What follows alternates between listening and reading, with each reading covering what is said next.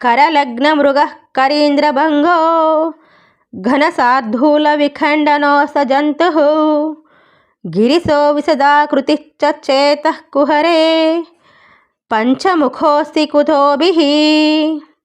తాత్పర్యము: పర్వత గుహలలో ఉండే సింహము అరణ్యంలోని మృగాలను, ఏనుగులను, పెద్ద పులులను పట్టుకుని చంపి తింటుంది.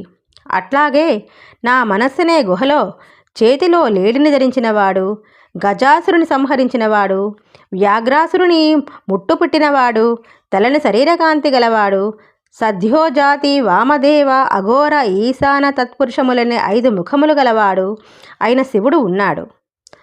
ఆయనను చూసి నా మనస్సులో ఉండే కామాది దుర్గుణాలన్నీ వణికిపోతూ ఉంటాయి.